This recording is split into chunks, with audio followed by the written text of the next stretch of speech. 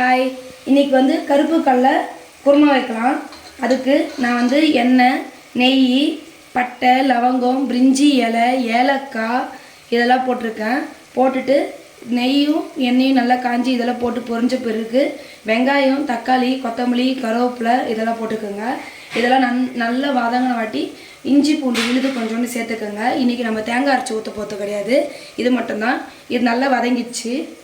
நான் வந்து 1 கிளாஸ் கருப்பு கடலையை நைட்டே ஊற வச்சு எடுத்து வச்சுருக்கேன்.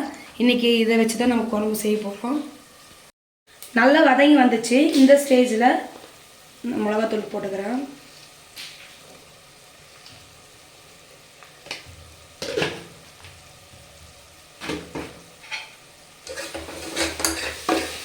நான் இன்றைக்கி தேங்காய் அதெல்லாம் எதுவுமே அரைச்சி ஊற்றலை.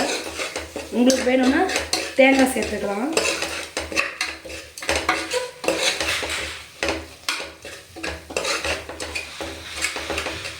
இது கூடயே மசாலா சேர்ந்து வறுத்து காட்டி உங்களுக்கு வீடியோ பிடிச்சா லைக் அண்ட் சப்ஸ்கிரைப் பண்ணுங்கள் மறக்காமல். இந்த மசாலா கூட ஒன்று சேர்ந்து வறுத்துக்காக நான் கடலை இப்போ சேர்த்துக்கிறேன்.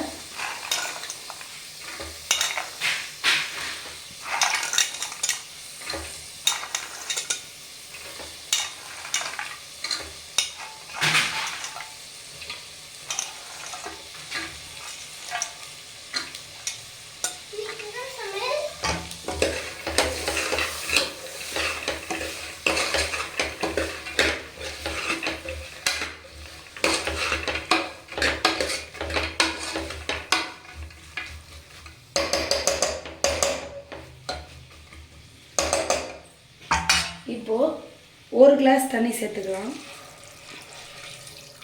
2 நிமிஷம் கொதிக்கிட்டு அப்புறம் திருப்பி இன்னும் கொஞ்சம் தேவையான அளவு தண்ணி சேர்த்துட்டு மூடி போட்டு விசில் விடலாம். உங்களுக்கு இதுவே போதுன்னா திக்காக இருக்கட்டும்னு விட்டுடலாம். இல்லை இன்னும் கொஞ்சம் தண்ணி சேர்த்து விசில் விடலாம். கொஞ்சம் நேரம் இருக்கட்டும். 1 கிளாஸ் சாப்பாடு வச்சுருக்கேன். இன்றைக்கி நான் வடிக்கலை, குக்கரில் வச்சுருக்கேன். அப்புறம் விசில் அடங்கிடுச்சு, குழம்பும் ரெடி. இதோ பாருங்கள். இதில் நீங்கள் தேங்காய் அரைச்சி ஊற்றிக்கலாம். நான் தேங்காய் அரைச்சி ஊற்றலை, அவ்வளோதான்.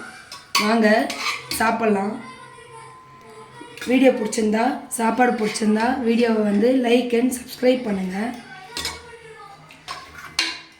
ருசியான சாப்பாடு ரெடி.